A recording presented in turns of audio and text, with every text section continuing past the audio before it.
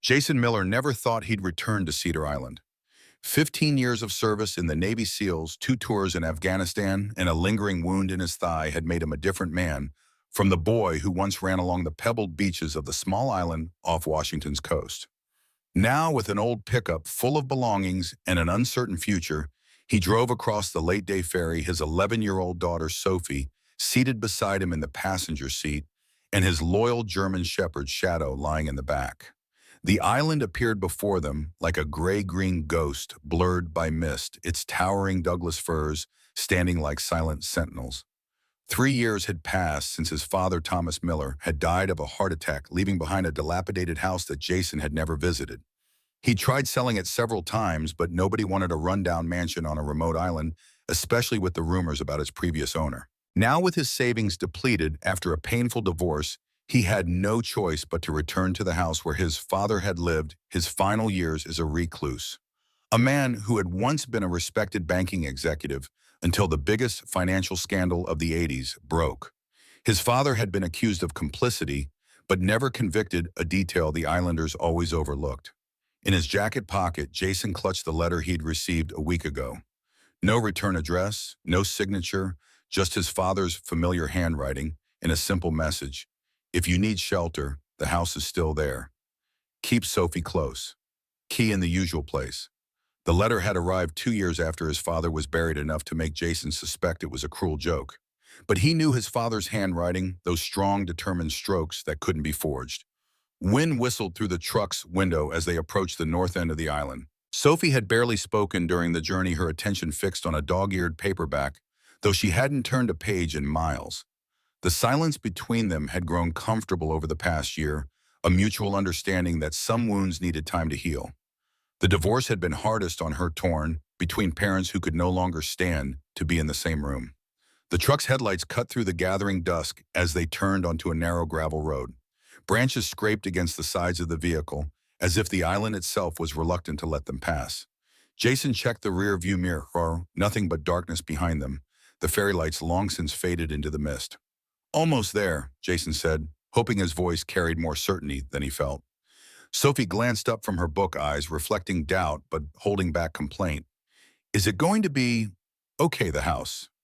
It'll need some work, Jason admitted, navigating around a pothole. But it's ours, for now.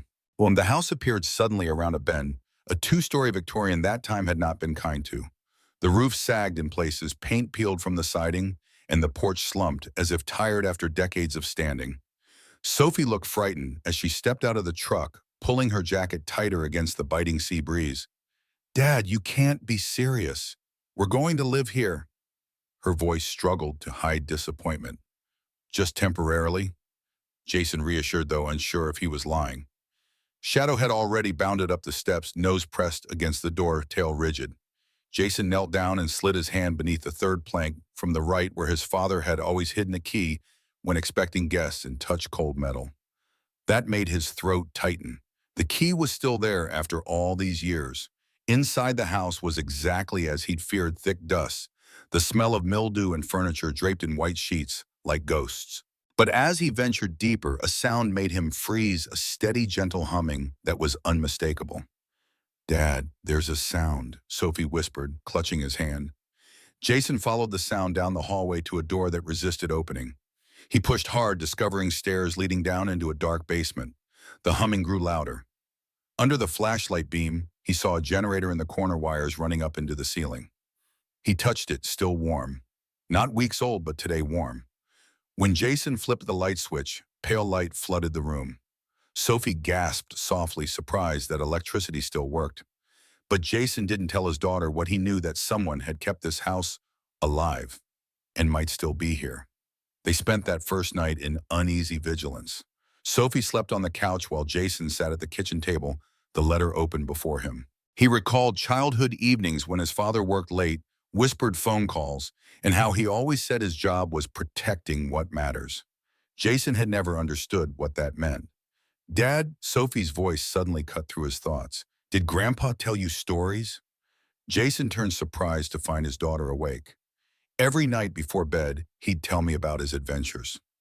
I miss him, Sophie said quietly, even though I only met him a few times. Jason moved to his daughter, pulling her into an embrace. I miss him too. He loved you, you know. He always said you had your grandmother's eyes. Sophie smiled sadly, then looked around the darkened room. Why do you think Grandpa wanted us to come here? I don't know, Princess, but I think we'll find out soon. Morning brought gray light filtering through cracked blinds, dust drifting like ash in the beams.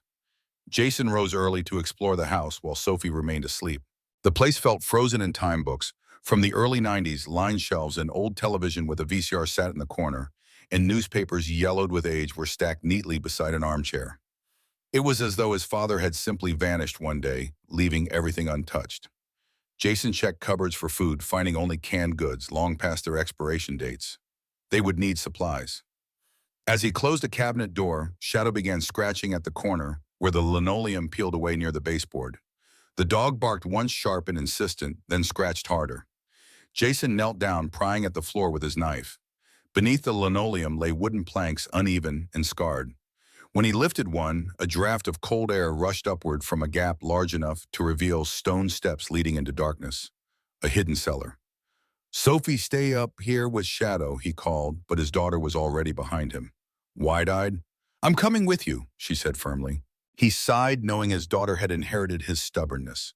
All right, but stay behind me, and if I tell you to run, you run. Understand? Sophie nodded seriously. He lowered the flashlight into the hole. The beam revealed a low chamber, walls of stacked stone and a floor buried under dirt. He descended slowly, Sophie following cautiously behind. The air smelled of earth and mold, but also something metallic, industrial that didn't belong. He swept the light across the room. Empty shelves sagged against one wall. Broken and rotted crates lay scattered. In the center stood a single object, a battered leather suitcase. Its sides had collapsed as if trampled by time. Jason approached. Dust coated the surface, but beneath it a faded logo emerged. 3 letters, once bold, now ghostly, BCI. He brushed harder. Blackwell Commerce International. The name sent a chill through him. It had been in headlines during his teenage years, a scandal about laundering billions through shell companies, a collapse that dragged governments into shame. The bank had been buried, dismantled, but here on a forgotten island off Washington, its emblem sat on a suitcase abandoned beneath a family home. Dad, what is that? Sophie whispered, her eyes fixed on the suitcase. I'm not sure, sweetheart, Jason replied, feeling a deep unease spread through his chest. But I think it's a piece of a story Grandpa never told me. Jason crouched and touched the handle. It crumbled under his fingers. He carefully unlatched the case, half expecting it to fall apart, but the lid opened with a tired groan. Inside was not money, not jewels, not anything valuable. Just scraps of old fabric, wood shards, and a faint smell of mildew. Empty. Yet the logo was enough to make his pulse quicken. Someone connected to that scandal had been here. Someone had left a trace. When they returned upstairs, Jason placed the suitcase on the kitchen counter. In daylight, it looked even more damning, a relic of crimes the world had tried to forget. Was Grandpa involved in this? Sophie asked, as perceptive as always. Jason looked at his daughter, weighing truth against protection. I don't know, but it seems Grandpa knew more than he let on. Over the next few days, Jason began exploring the house more thoroughly. While Sophie was assembling a puzzle found in the living room, he discovered a narrow staircase leading to the attic. The attic door at the top of the stairs had been padlocked with an old iron lock with scratches around the edges, as if someone had fought with it before. Why would someone lock an attic from the outside? Sophie asked suddenly, appearing beside him. Jason had no answer for her. He leaned in, wiped dust from the corner of the door, and saw faint letters deeply carved into the wood. Don't trust the company. The message appeared decades old, yet still carried the sting of fresh warning. As he searched the study at the end of the hall, he discovered an old cassette tape in the bottom drawer of the desk. The label was faded but still readable, written in careful block letters, 1989. Private. Jason felt his stomach tighten. He remembered his father's study when he was a boy, the low drone of a tape recorder, the way the reels spun, while the old man sat silent, listening to voices Jason never understood. In the living room corner, a dusty cassette player sat on a shelf beneath a stack of warped records. He cleaned it off, popped the tape inside, and pressed play. At first there was only static, a low hiss, like wind against a microphone. Then voices emerged, muffled but clear enough, men speaking in hushed tones, deliberate the way people talk when they believe the room is sealed. "The transfers are complete, funds secured offshore," one said. Another answered, "The island remains the safest option until the audit cycle ends." Papers shuffled, a chair creaked. A third voice, smoother, cut in. "No records must surface. The house will stand as cover. When the climate changes, retrieval will proceed."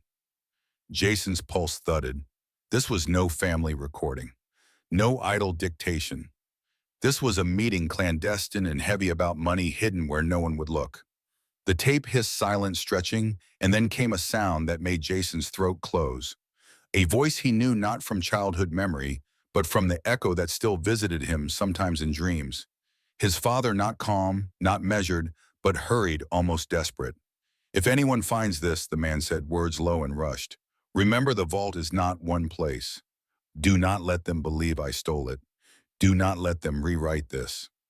The tape clicked, rewound slightly on its own, then fell silent. Jason sat frozen, every muscle tight. Sophie whispered, "Dad was that." He placed a finger to his lips, eyes never leaving the player. Shadow shifted at his feet, ears perked, a soft growl rising as if he too felt the weight of the voice. Jason replayed the last seconds, listening again to his father's words. "The vault is not one place. Do not let them believe I stole it." The old man had known his name would be tied to theft, had known the story would be twisted, and had left a fragment of truth hidden in a desk drawer for his son to find. Sophie crossed the room and placed her hand on his arm. "That was Grandpa, wasn't it?" she asked, her voice soft but steady. "Grandpa's trying to tell you something." Jason looked at his daughter, as surprised by the sudden maturity in her voice. "Yes, I think so." "What are we going to do?" she asked. "We're going to find the truth," Jason said, feeling a clear purpose for the first time since arriving on the island. "Whatever it is." The next day, Jason knew they needed to connect with the outside world. He told Sophie they would go into town for supplies. Shadow accompanied them, alert and watchful. The town was little more than a cluster of weathered buildings, a diner with fogged windows, a small grocery the size of a garage, and a post office that looked older than the island. Jason parked by the market and sent Sophie inside with a list. He leaned against the truck, sipping bitter coffee from a paper cup, watching locals move at their unhurried pace. Two fishermen argued quietly over nets. An old woman with a cane shuffled into the post office. No one looked at him twice. Not yet. Then the grocer, a man with deep-set eyes and a cap stained with years of sweat, came outside and squinted toward Jason. "You're staying up north, aren't you?" the man asked. Jason lifted his chin slightly. "For now." The grocer pursed his lips. "That house belonged to Mr. Blackwood. You know that name?" Jason shook his head, though the name immediately evoked the BCI logo on the suitcase. The man glanced around, then lowered his voice. "He came here in the 70s, rich-dressed, sharp, always paid cash. People said he was in shipping, but nothing ever shipped. One night, the house lit up with trucks and men in suits. Next morning, he was gone. Some say he ran. Some say the company he worked for made sure he never talked." "What company?" Jason asked, feeling goosebumps rise. The grocer only shrugged. "No one here ever wanted to know. Folks say he was mixed up in money that didn't belong to him. Money that burned bigger men than him. The house has been empty since. Nobody stays long." With that, the man tugged his cap lower and stepped back inside. Conversation over. Jason stared down the street, the name Blackwood echoing against the memory of the warning carved in the attic. "Don't trust the company," and the BCI logo on the suitcase. When Sophie returned with a paper bag of supplies, her cheeks flushed from the cold, he forced a smile and told her they were heading back. He kept his thoughts folded tight, but inside a line was drawing itself clearer. That evening, Jason stepped outside after dinner, the lantern on the porch throwing a faint circle of light onto the yard. Shadow stood at the edge, nose up, hackles raised. Jason followed the dog's stare and caught it too, the faint click of a camera shutter, soft but sharp against the still night. His eyes cut toward the trees near the drive, and for a heartbeat he saw movement. A figure half hid in the lens of a camera catching the lantern glow. He stepped down off the porch, Shadow ready at his side, but the figure retreated quickly, disappearing into the trees. A car door slammed faint in the distance, followed by the grind of tires on gravel. Jason stood in the silence, fists clenched, the hum of the generator threading faintly behind him. Someone had been close enough to photograph them. Someone who didn't belong. He turned back toward the porch, scanning the shadows as if they might shift again. Sophie's face pressed against the window, pale in the glass, eyes wide with the fear she tried not to show. "Dad, what did you see?" she asked when he returned inside. "Probably just a deer," he lied, pulling his daughter into an embrace. "Nothing to worry about." But that night he checked all the doors and windows twice with his father's shotgun from the closet kept within reach. In the days that followed, Jason became more attentive to strange signs. On the northern ridge, he spotted a small skiff anchored offshore. Three men in bright jackets casually tossed nets, laughing loud enough for the wind to carry. Jason narrowed his eyes. Their clothes were too clean. Their movements practiced, but not the way fishermen moved. One man set a pole upright against the rocks, turning his back as if adjusting bait. The sun caught on something metallic. Through the brush, Jason raised binoculars just enough to see the glint of a lens fixed toward the house. It was no fishing rod. It was a camera mounted on a tripod. His chest tightened. They were watching. When Jason and Sophie returned along the ridge for more firewood, Shadow barked sharply, the sound so sudden it froze his blood. Sophie stopped mid-step. Beneath her foot, half buried in soil, gleamed the steel jaws of a trap, the kind designed for wolves, wide enough to shatter bone. "Don't move," he said, his voice steady but cutting through the stillness. Jason crouched, slid his pack off, and carefully wedged a stick into the trigger. With a loud snap, the trap clamped shut on the branch, splintering it clean in half. Fresh machine oil smeared the hinge proof. It had been set recently, not left to rust. He pulled Sophie back, his hand gripping her shoulder, firm but gentle. The trap quivered where it lay, teeth bared, metal fresh enough to shine. "Who would put that here?" Sophie asked, her voice trembling but controlled. "Someone who doesn't want company," Jason answered softly, but inside he had begun to simmer. This wasn't harmless harassment. Someone was trying to hurt them, or worse. The realization struck him cold. The house had not been left alone to rot. It had been guarded, defended with steel teeth hidden under leaves, as though the secrets beneath its floorboards were worth more than blood. As they headed back to the house, Jason raised his hand just in time to see a tall man standing at the end of their driveway. In a dark navy jacket and rumpled khakis, he stood out against the natural setting. He had neatly trimmed brown hair, cautious eyes, and a decisiveness in his posture that Jason recognized immediately. This was a trained man, military perhaps, or law enforcement. "Jason Miller," the man called, his voice clear across the distance. Jason pushed Sophie behind him, Shadow coming to his side for bristling. "Who's asking?" The man stepped forward, his movements careful and measured. "I'm Michael Harris. I worked with your father." He stopped, maintaining a respectful distance. "I'm guessing you received his letter." Jason felt the blood drain from his face. "My father died 2 years ago." "Yes," Harris nodded, "but news of death can be exaggerated sometimes, especially when one has enemies." Sophie clutched Jason's hand. "Dad, what's he saying?" Harris looked down at the girl, then at the house behind them. "Could we talk inside? It's not safe out here."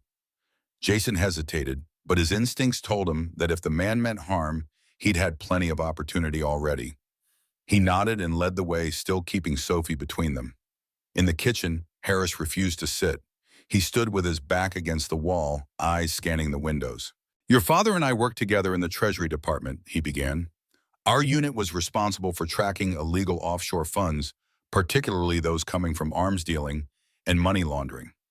In the late 80s, we found a massive network, Apex Corporation, a front organization for moving billions between governments and insurgent groups worldwide."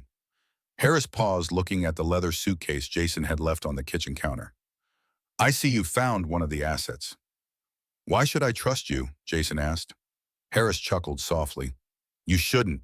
If Thomas taught you anything, it was trust no one. But the fact is, those men with cameras on the hill, not fishermen. They're Black Ridge, a private security organization hired by what's left of Apex. They've been hunting Thomas for a decade, and now they're hunting you." Jason felt his nerves hum. "Why?" "Because your father didn't die of a heart attack at 67. He faked his death and took with him secrets they desperately want buried. Among them, the location of $400 million in black funds that he seized but never turned in. Sophie gasped. Jason shook his head in disbelief. No, I saw the body. I was there when they buried him.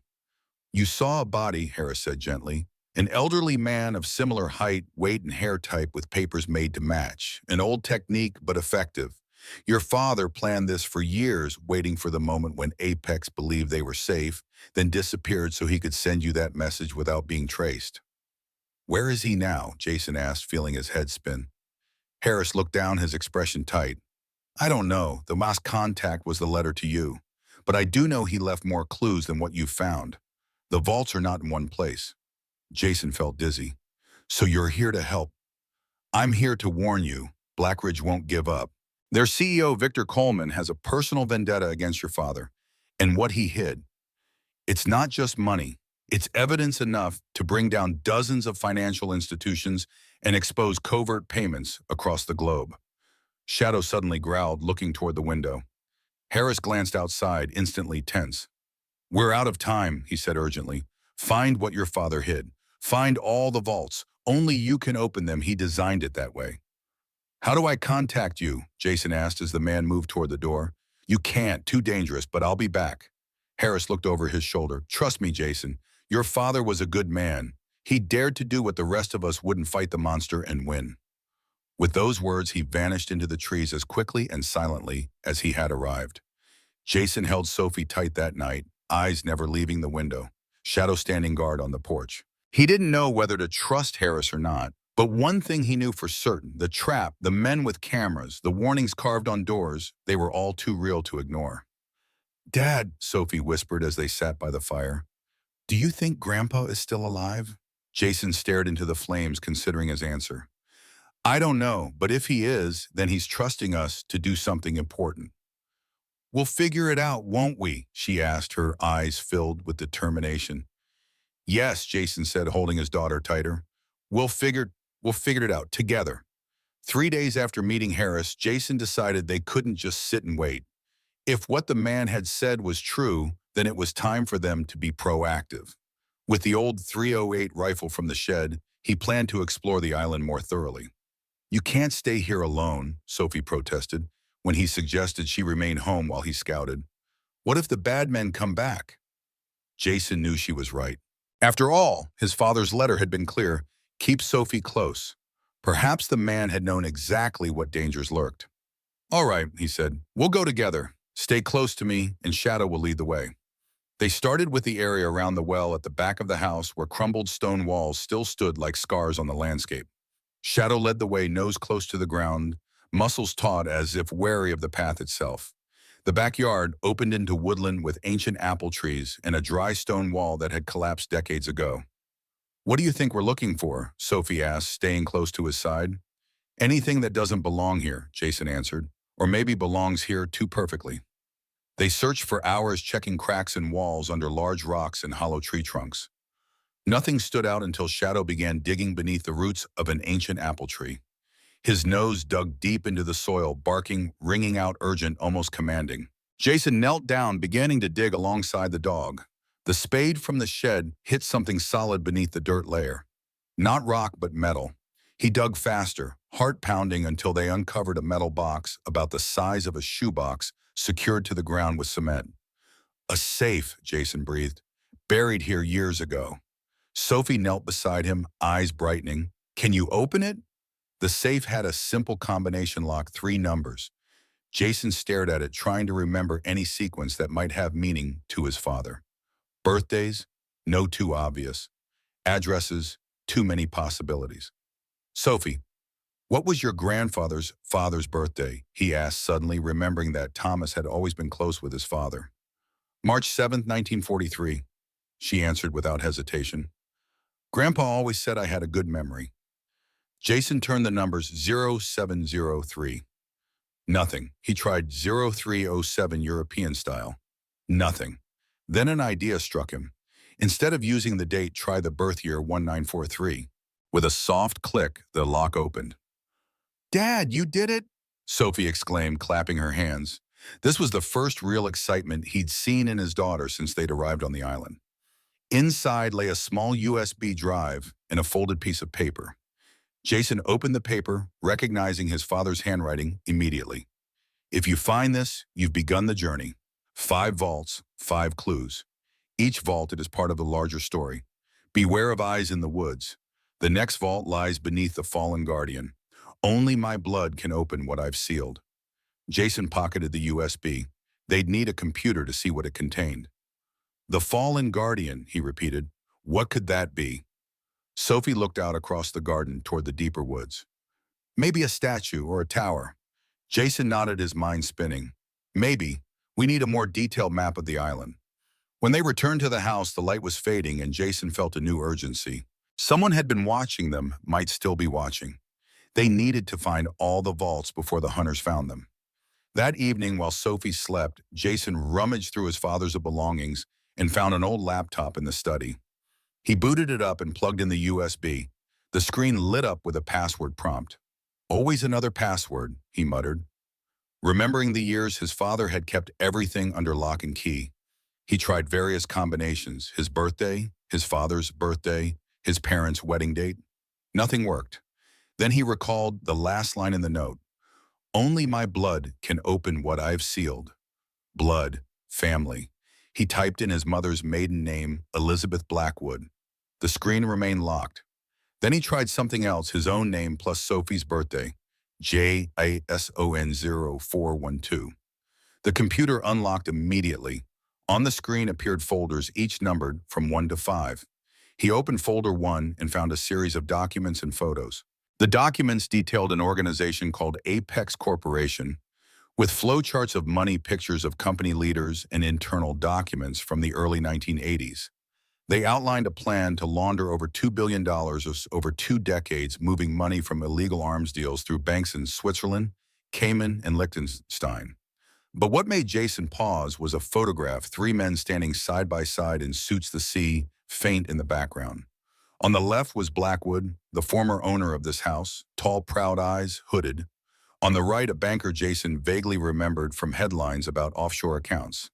And in the center, his father. Younger hair, darker, but unmistakably him.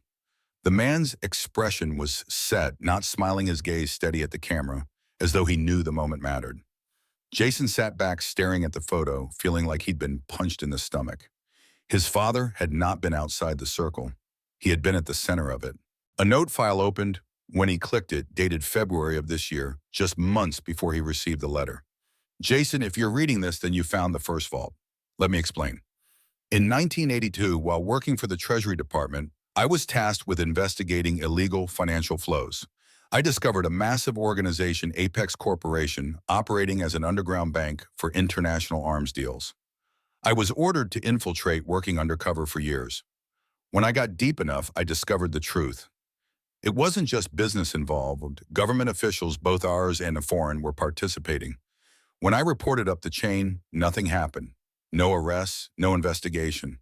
A week later, my boss died in an accident. I understood the message. So I did the only thing I could. I started moving funds, hundreds of millions, out of their accounts, hiding it, keeping it as evidence for the day when justice might be served. This island was the perfect place to hide both money and truth. Now they're hunting me, and they'll hunt you if they know you're looking. The next vault will reveal more. The fallen guardian is the old lighthouse on the eastern point, collapsed in the storm of 1993. Find what remains of it. Be careful, son. Dad. Jason sat silently in the darkness of the study, his father's email hovering on the screen like a ghost. So his father hadn't been a thief or a fraud. He was an agent, a man who did what his conscience dictated even when it went against orders. He pulled up another file labeled Coleman. Inside was a dossier on Victor Coleman, CEO of Blackridge Security, the private security firm Harris had mentioned. The file contained images of a silver-haired man with cold eyes and a smile that never reached them. Coleman had been a CIA operative before joining Apex as security director. Now he ran Blackridge, a private security firm that worked for multinational corporations and governments at premium rates. The file also contained a personal note. Coleman is the one who ordered Robert killed. He won't stop until he has all the files and recovers all the money. He's nearly caught me twice. Never underestimate him. Jason closed the laptop, feeling the weight of what he'd just discovered. It wasn't just money and truth at stake. Their lives were too. The next morning, they prepared to go to the old lighthouse. Jason packed water food and the folding spade into a backpack. On an old island map from the kitchen drawer, he marked the location of the lighthouse, nearly an hour's walk from the house. "You're worried, aren't you?" Sophie asked as he checked the rifle once more. "Just being cautious," he answered, trying to keep his voice light. "Like when I was in Afghanistan, always be prepared." "Do you miss it there?" She asked a question she'd never posed before. Jason paused, looking at his daughter. "I miss the people I met, the ones who trusted me to keep them safe. Like you're keeping me safe." "Exactly," he smiled, touching her nose. "Just like that." "And you'll help Grandpa too, right?" Sophie said, looking directly at him. "If he's still alive." Jason felt a warmth spread through his chest. His daughter, just 11 years old, understood enough to know that this wasn't just an adventure, but a mission. "Yes, if he's alive, we'll help him," he said. "And if not, we'll make sure what he did isn't forgotten." The journey to the lighthouse was harder than the map suggested. The trail had disappeared years ago, leaving only faint traces of previous footsteps. Shadow led the way, occasionally stopping to sniff the air, tail rigid, when sensing something humans couldn't detect. They reached the ruins of the lighthouse at midday, a broken round tower standing like a broken tooth on a steep cliff face. Half the structure had collapsed into the sea, but a portion still stood hardened through years of weather and salt wind. "Where do you think the safe is?" Sophie asked, looking up at the tall structure. "According to the note, it should be beneath the Guardian's feet," Jason answered, scanning the area. "Under the lighthouse." They began searching around the tower's base, clearing away rubble and weeds. Shadow suddenly barked his nose, pressing into a flat stone near the tower's foundation. Jason moved it with the spade, discovering beneath it a small concrete slab with a symbol shallowly carved, a simple drawing of an eye inside a triangle. "This is it," he breathed, beginning to dig around the edges. With Sophie's help, they pried up a square concrete slab, heavy but movable. Beneath it lay another metal box similar to the one they had found under the apple tree, but larger. This lock was more sophisticated, a fingerprint scanner. "My blood," Jason repeated the note. He meant fingerprints. He placed his thumb on the scanner. Nothing happened. He tried his index finger, then his palm. Still no response. "Let me try," Sophie said, placing her small finger on the scanner. A green light flashed and the safe opened with a mechanical click. "How?" Jason gaped. "Grandpa said your DNA and his were almost identical," Sophie explained, "but I have half of yours and half of Mom's. Maybe he set it to recognize more than one person." "You're a smart one, you know that," Jason said, genuinely impressed. The safe contained another USB drive, a small leather-bound notebook, and a handgun wrapped in oilcloth, a Sig Sauer P126 with 2 magazines. Jason opened the notebook. The first page contained only one line. "They found me. Move faster." The following pages contained detailed schematics of a large building, hand-drawn plans of a 3-story mansion, with multiple rooms, hallways, and a grand hall. A side note read, "Coleman Estate, Orcas Island, all files here." "Dad, look," Sophie exclaimed, pointing to a detailed island map at the back of the notebook. On it, 3 other locations were marked with small X's, one near the harbor, one deep in the forest, and one on the southern end of the island. "These are the locations of the other vaults," Jason whispered. Dad mapped them all. When they returned to the house, Jason loaded the contents of the USB onto the computer.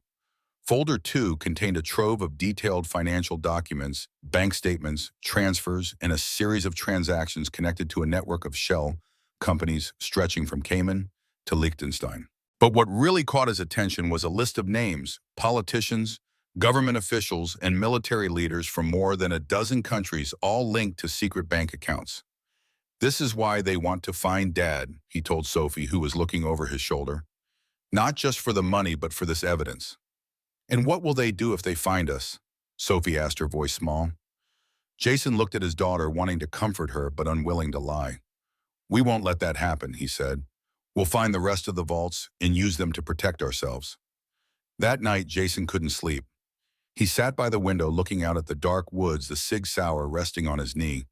His father had gotten involved in something far bigger than he could have imagined, an international conspiracy involving the most powerful names in the world. And now, unknowingly, he and his daughter had become part of it. The house was no longer a shelter. It was a vault of secrets, and some of those secrets were beginning to wake. In daylight, the plan seemed simple: locate the harbor vault, secure its contents, and move on to the forest cache. But as Jason guided the truck down the winding road towards Cedar Island's small town, a heaviness pressed against his chest. The weight of the Sig Sauer tucked against his ribs reminded him that nothing about this mission was truly simple. Sophie sat beside him, unnaturally quiet, her gaze fixed on the passing trees as though they might conceal watchers. "I've been thinking about what Mr. Harris said." Sophie's voice finally broke the silence. "About Grandpa faking his death. Do you believe him?" Jason's fingers tightened on the steering wheel, knuckles whitening. How could he explain the complexity of truth to an 11-year-old when he barely understood it himself? "I don't know what to believe anymore, but the evidence is hard to ignore. If Grandpa's alive, he must have had a good reason to let us think he wasn't." Her voice carried no accusation, just the analytical clarity that sometimes startled Jason, a reminder that children often perceive truth more directly than adults clouded by expectation. The harbor appeared ahead, boats bobbing in the gray-green water like toys in a massive bathtub. Jason parked at the edge of town, away from the main square, where their presence might draw attention. "Stay close," he murmured as they stepped out. "Remember what we discussed." They had rehearsed their cover story, a father and daughter exploring the island's history for a school project. Innocent enough to deflect suspicion, yet vague enough to permit questions. Shadow walked between them, body tense with protective vigilance. The harbor wasn't large, a wooden dock extending into deeper water, flanked by weathered buildings that had once served the island's modest fishing industry. According to the notebook, the vault was hidden in what the map labeled as Old South Dock Warehouse. But as Jason surveyed the area, nothing matched that description. Most buildings had been renovated into tourist shops and restaurants, their historical purpose erased by commerce. "Dad, nothing here looks like a warehouse," Sophie whispered, echoing his thoughts. Shadow suddenly pulled ahead, nose lowered to the ground as if following an invisible trail. The dog led them away from the main dock toward a neglected section of harbor, where an abandoned fish cannery stood, its windows broken and walls covered with decades of grime. "Do you think that's it?" Sophie pointed toward the building. Before Jason could answer, a gruff voice called from behind them, "Looking for something." Jason turned to find an elderly man sitting on a folding chair beside a small bait shop. His face was tan leather from decades of sun, his white beard neatly trimmed despite his otherwise weathered appearance. Sharp eyes studied them with the keen assessment of someone who missed nothing in his domain. Jason's muscles coiled with tension. "Just exploring. My daughter's doing a project on island history." The man's laugh revealed uneven teeth. "Nobody just explores this part of the dock, especially not with a search dog." He nodded toward Shadow, whose attention remained fixed on the cannery. "You're looking for something specific." A decision crystallized in Jason's mind. Sometimes the most direct approach was safest. "I'm trying to find the Old South Dock Warehouse. Would you know where that might be?" Something flickered in the old man's eyes, recognition, perhaps even caution. He studied Jason's face with renewed interest. "What's your name, son?" "Jason Miller." The name hung in the salt-laden air between them. The old man's expression shifted subtly, his scrutiny deepening. "Miller. Any relation to Thomas Miller?" Sophie's hand tightened in Jason's. The moment stretched, balanced on the knife edge of truth and safety. "He was my father." The old man stood with surprising agility, joints cracking in protest. "Frank Monroe," he introduced himself, extending a weathered hand. "I knew Thomas. Come with me." Frank led them away from prying eyes, constantly scanning their surroundings with the habitual caution of someone long accustomed to surveillance. "You're not the only ones asking questions about the old warehouses," he murmured. Men in expensive clothes were here yesterday, flashing government credentials that didn't quite feel right." "What did they want?" Jason kept his voice neutral, despite the alarm bells ringing in his head. "Same thing you're after, I'd wager. But they didn't have the right name." Frank's eyes crinkled with grim humor. "I played dumb. Not hard at my age. People expect it." They reached the abandoned cannery, and Frank guided them around to a small rear entrance, unlocking it with a key from a massive ring. "This was the original South Dock," he explained, ushering them inside. "Most of it was demolished when they rebuilt in the 90s, but this part remains." He pointed to an elevator door. "That doesn't work, but there's a staircase behind it. Go down to the basement, past the old engine room, and you'll find a row of storage units. The last one, number 7, is what you're looking for. How do you know this? Jason couldn't mask his suspicion. Because I helped Thomas build it, Frank replied, satisfaction crossing his weathered features. Back in '92, we sealed it up tight. He said someday his son might need it. Did he tell you what was inside? Frank shook his head. I didn't ask and he didn't tell. But he paid me well to keep it secret and even more to make sure it never appeared on any city plans. He gestured toward the elevator door. This one doesn't work, but there's a staircase behind it. Be careful, it hasn't been used in years. You're not coming with us, Sophie asked. Too old for adventures, little lady. Besides, I need to keep watch. If I see anyone from Blackridge, I'll warn you. Thank you. Jason's gratitude was genuine. Why are you helping us? Thomas was a good man, Frank said simply. He helped me when no one else would. Now I'm repaying that debt. Jason nodded, then pulled open the elevator door. As Frank had said, a narrow metal staircase spiraled down into darkness. He activated his flashlight, and with Shadow leading the way, they began their descent. The staircase led to a large room housing generators and pumps, all silent and dust-covered. A corridor extended from the back, fluorescent lights, spaced evenly along the ceiling, none working. They moved down the hallway, counting doors as they passed. Each door was numbered 1, 2, 3. Finally, at the corridor's end door, number 7 stood like a heavy barrier, a large industrial storage door with a sophisticated digital lock. How do we get in? Sophie whispered. Jason examined the keypad, thinking. My blood, he repeated the note's phrase. But there's no fingerprint scanner here. Maybe it's a code, Sophie suggested. Something only family would know. Jason thought carefully. His birthday, his father's birthday. Too obvious. He needed to think deeper. Then a memory flooded back.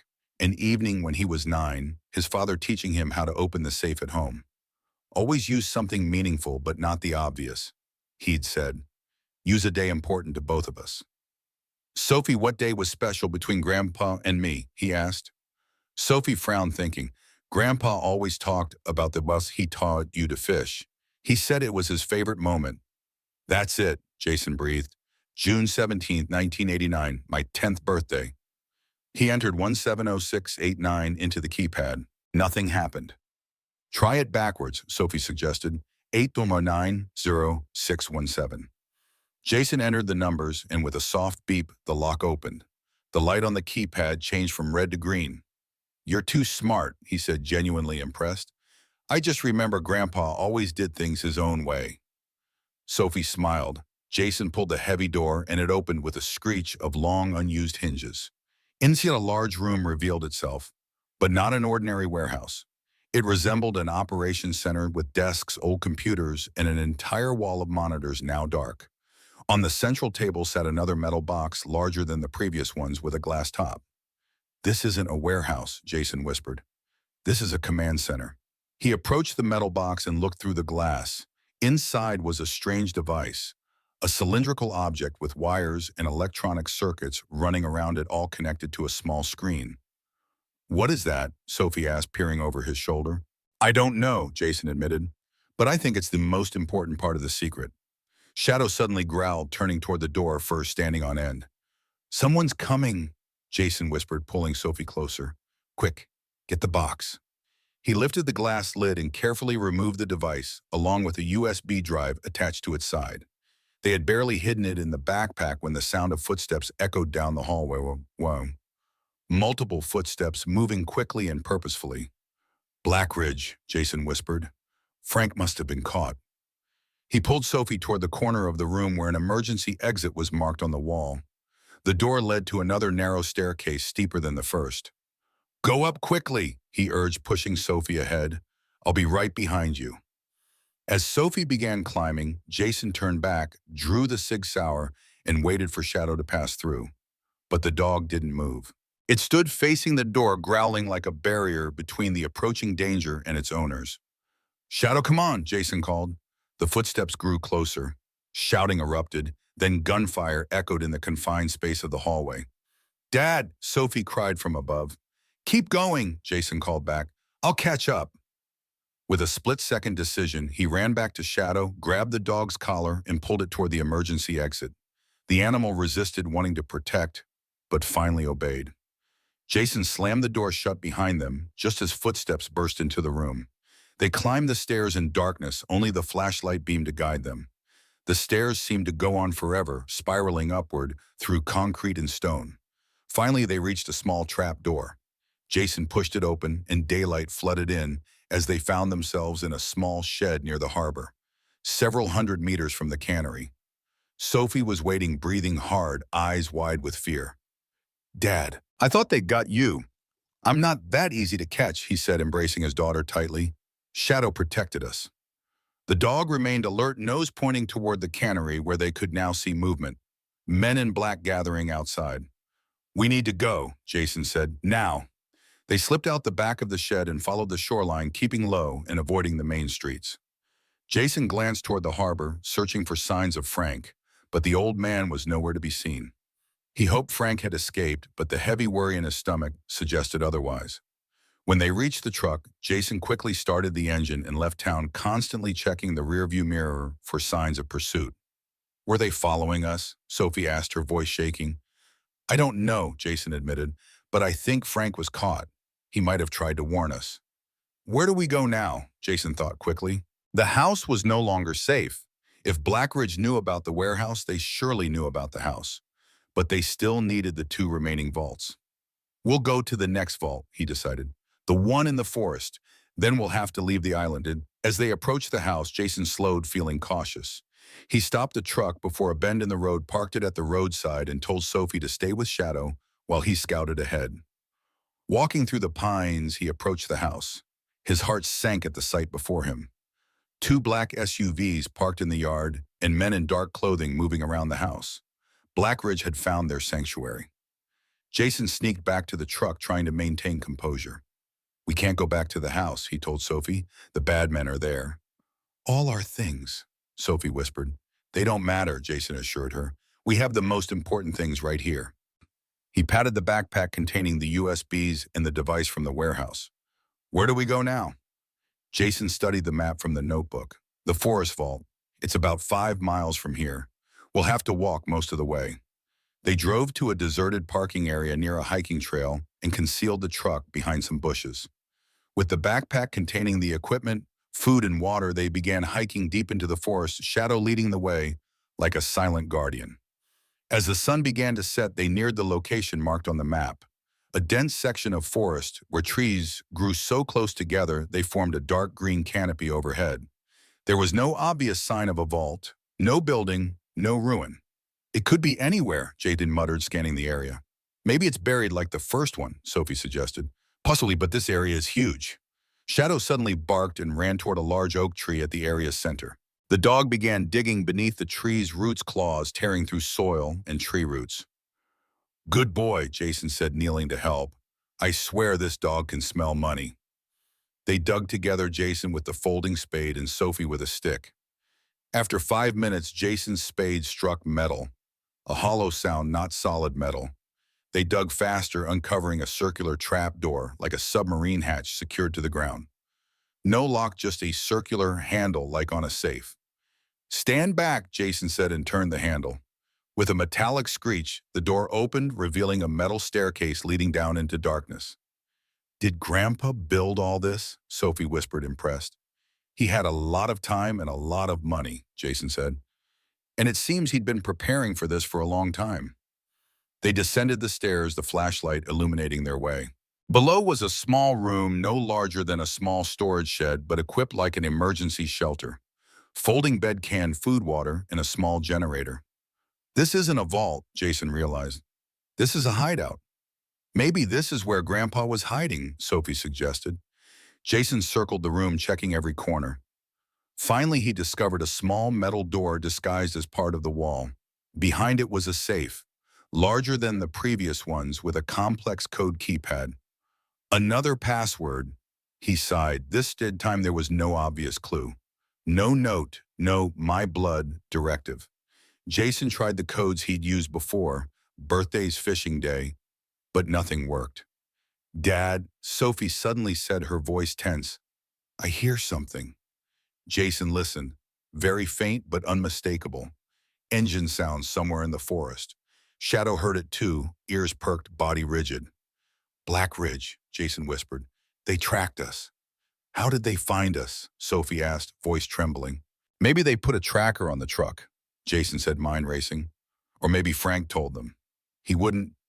Not because he wanted to, Jason said gently. People like Black Ridge have ways of making people talk. The engine sounds grew closer. Jason estimated they had minutes before Black Ridge found the entrance. He turned back to the safe, desperate. Think, he told himself. What would Dad use if he was being hunted? What code would he use if time was short? And then it hit him. A childhood memory. His father teaching him an emergency code. If you ever get in trouble, he'd said, and need to access anything of mine, use your mother's birthday backwards. His mother, Sarah, was born April 12, 1965. Jason entered 5 after 6, 4210. The safe opened immediately. Inside was a suitcase. Not metal this time, but genuine high-quality leather. And when Jason opened it, his breath caught. Inside were stacks of money, hundreds of thousands, perhaps millions. Along with the money were passports. Not one, but 6 passports each with a different nationality, but all with photos of Jason and Sophie. Dad, Sophie whispered, how did he know we'd need these? He prepared for every contingency, Jason said, truly amazed. He knew someday we might need to run.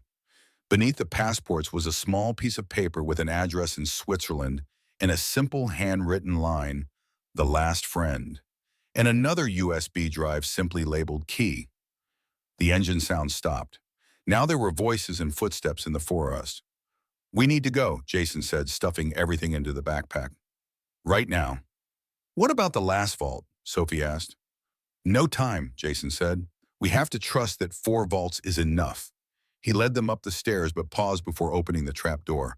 Above, they could hear footsteps and calls to each other, at least 4 or 5 men spreading out through the forest. We can't go up, he whispered. What do we do? Sophie asked, her voice small and frightened.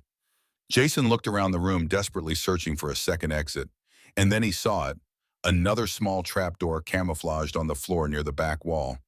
There, he pointed, an escape tunnel. He opened the trap door, revealing a narrow tunnel leading into darkness. Sophie, you go first. Shadow follower. I'll come last. Sophie nodded, brave despite her fear, and began crawling into the tunnel. Shadow followed, and finally Jason pulling the trapdoor closed behind them. The tunnel was narrow and damp, running horizontally through earth and tree roots. They crawled in the darkness with only the weak flashlight beam, not knowing where the tunnel led or whether it would bring them to safety. After what felt like hours, the tunnel abruptly opened to an exit. They found themselves on a hillside nearly half a mile from the original entrance, concealed by rocks and bushes. Dad thought of everything, Jason said, genuinely impressed. They waited in the bushes, observing. From their vantage point, they could see the Black Ridge men, about 7 of them, all in black, all armed, combing the forest, searching for traces of them. Where do we go now? Sophie whispered. We can't go back to the truck. Jason thought quickly. The harbor. We'll find a boat and leave the island. These passports will help us get out of the country. And go where? Jason looked at the paper with the Swiss address. To meet Dad's last friend. They waited until the search teams moved deeper into the forest, then slipped down the hillside and ran along a stream to cover their tracks. Shadow led the way, nose and ears, constantly checking for threats. As night fell, they reached the northern harbor of the island, smaller than the main harbor and less used. Only a few small boats were moored there. Dad, you can't steal someone's boat, Sophie protested as Jason surveyed the vessels. I'm not stealing, he reassured her. I'm borrowing and paying. He took out a stack of cash from the suitcase and placed it under a rock near a small fishing boat. 5 times its value, they'll understand. They boarded the boat, and with skills from his years in the Navy, Jason started the engine and steered away from the dock. Shadow sat at the bow, alert as a sailor on watch, while Sophie huddled under a blanket, exhausted from the day's tension. Are we going to be okay, Dad? She asked, her voice small but not fearful. Jason looked at his daughter, amazed at her strength. Despite all the dangers, she had maintained her composure and courage. Yes, sweetheart, he said, squeezing her hand. I think we will. We have each other. We have Shadow. And we have what Dad left to protect us. As the boat cut through the dark waves toward the mainland, and Jason couldn't help wondering if his father was watching them. And if so, whether they would ever see him again. But whether he was alive or not, he had left them the tools they needed to survive and possibly someday bring justice. Behind them, Cedar Island receded into darkness, its secrets still buried deep in the earth. But Jason carried the most important secrets with him, the evidence and keys to expose one of the greatest financial conspiracies in history. 3 months of running had taught Jason the value of constant vigilance. Every city they passed through became just another temporary shelter, never a home. They changed identities as easily as changing clothes using the passports his father had prepared with such foresight. The cash from the forest vault financed their movement across the country, always westward, always one step ahead of the shadows that seemed to follow them. Sophie never complained, adapting to their nomadic existence with remarkable resilience. She did her schoolwork in motel rooms, practiced languages from guidebooks, and treated each new location as an adventure rather than an escape. Shadow remained their sentinel, sleeping only when they slept, a living alarm system attuned to dangers humans might miss. During those months, Jason studied the contents of all 4 USBs, piecing together the story they told. The scope of the conspiracy staggered him. Apex Corporation wasn't merely a money laundering operation. It was the nexus of a vast network of shell companies and offshore accounts designed to conceal billions from illegal arms deals, drugs, and even human trafficking. And its clients weren't just criminals, but governments, intelligence agencies, and some of the world's largest corporations. The fourth USB, labeled simply Key, contained encryption codes and account access information for hundreds of hidden accounts. Combined with the evidence from the other drives, it provided everything needed to expose the entire operation. But the most important discovery was a series of emails between his father and someone identified only as Watchmaker. Correspondence that continued until just weeks before Jason received the letter. Late one night in a roadside motel in Ohio while Sophie slept, Jason finally understood the message hidden in his father's clues. The cylindrical device wasn't just evidence, it was a beacon. When activated correctly, it would send an encrypted signal to his father, letting him know Jason had found the vaults and was ready for the next step. The address in Switzerland belonged to the Watchmaker, his father's last ally in a world of enemies, the only person who might know if Thomas Miller still lived. By the time they reached New York, Jason had made his decision. They would leave the country, follow the Swiss address, and confront whatever waited at the end of this twisted path. He purchased tickets under one of their false identities, converting some of the cash to certified bank checks through a series of transactions designed to avoid detection. The night before their flight, in a modest hotel overlooking Central Park, Jason activated the cylindrical device according to instructions decoded from the fourth USB. The small screen lit up with simple text, signal sent. Now they could only wait and hope someone was listening. Sophie stood by the window watching the city lights shimmer like stars brought down to earth. "Tomorrow we fly," she said, not a question, but a confirmation. Jason nodded, checking their passports one final time.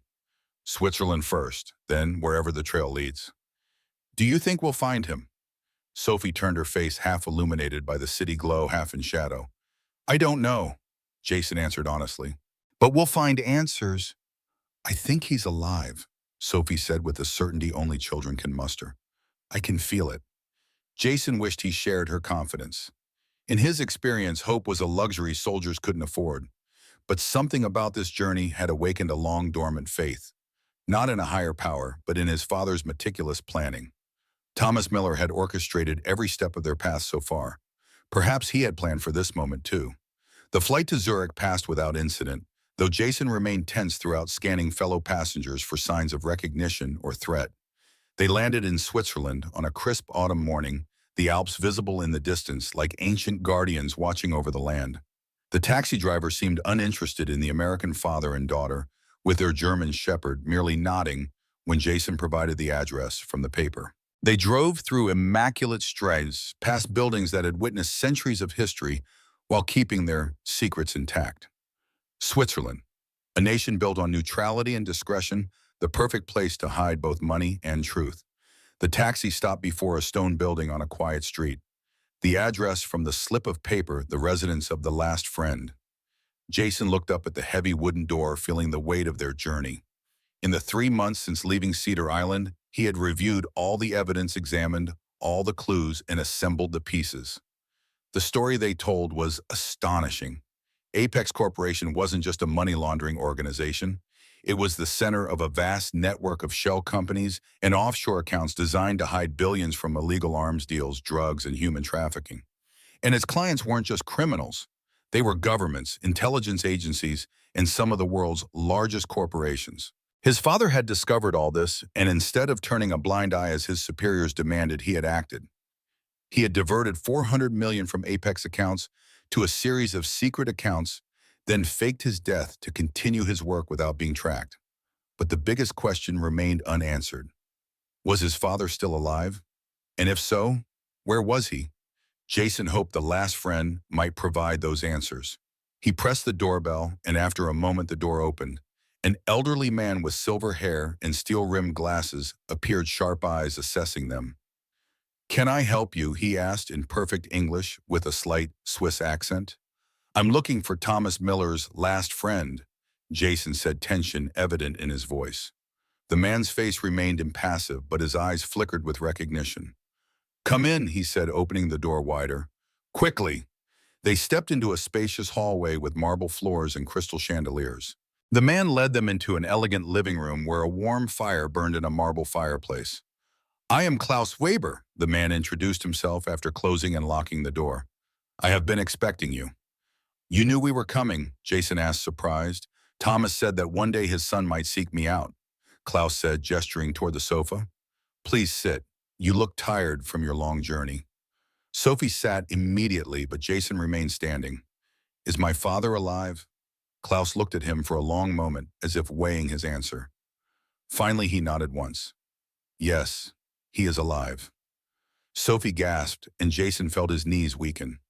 He sat down beside his daughter. "Where is he?" he asked. "I cannot tell you that," Klaus replied. "Not yet, too dangerous. But I can tell you that he is watching, and he knows you found the vaults." "But how?" "The device from the warehouse," Klaus explained. "It's not just evidence. It's a tracking beacon. The cylindrical object is an encrypted signal transmitter. When you activated it, it sent a signal to Thomas, letting him know you had found it and where you were."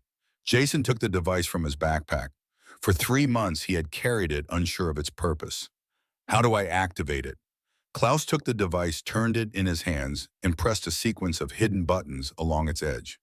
The small screen illuminated with a simple message, "Signal sent." "Now we wait," he said. "Wait for what?" Sophie asked. "Instructions," Klaus answered. "Thomas has a plan. There is always a plan." While they waited, Klaus explained his relationship with Jason's father. They had been colleagues at Swiss International Bank in the 80s, where both worked in compliance.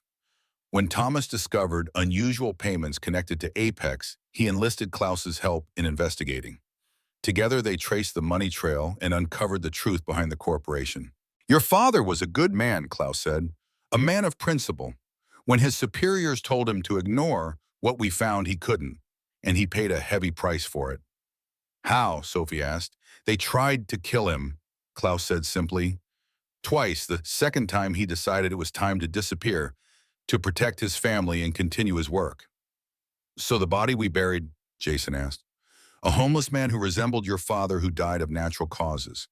Thomas arranged everything. Papers, identification, even DNA and dental records. Apex never suspected." "And what has he been doing for the past 2 years?" Jason asked. "Building the case," Klaus said. "Gathering more evidence, tracking new money flows, identifying the parties involved. Preparing for the day justice would come." The screen on the cylindrical device suddenly lit up. A message appeared. "Zurich Hilton, room 712, 1 hour." "That's your father," Klaus said, rising to his feet. "Come, we shouldn't keep him waiting." On it, Klaus drove his luxury BMW through the streets of Zurich, constantly checking the mirrors to ensure they weren't being followed. Jason sat in the back with Sophie and Shadow, his heart pounding in his chest. He was about to see his father again after 2 years of believing him dead. "What will he look like?" Sophie asked quietly. "Different," Jason said truthfully. "He may have changed his appearance to avoid recognition." They arrived at the Hilton and went directly to the elevators. Klaus led the way with the confidence of a man who had traveled this path many times before. At the 7th floor, they walked down the hallway to room 712. Klaus knocked on the door in a special pattern. 3 short knocks, 2 long ones. The door opened and Jason found himself looking at a stranger. Tall, lean, with dyed black hair, glasses, and a short beard. But the eyes, those eyes he would recognize anywhere. "Dad," he whispered. Thomas Miller, or whatever name he used now, smiled that smile unchanged despite everything else being different. "Jason," he said, "and Sophie, my God, how you've grown." Sophie didn't wait. She rushed forward, hugging him tightly, tears streaming down her cheeks. Thomas embraced her, eyes closed with emotion.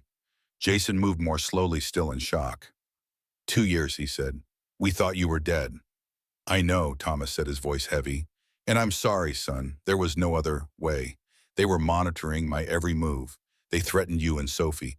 I had to disappear to protect you and to finish what I started." Jason wanted to be angry, wanted to blame his father for abandoning them, for lying to them.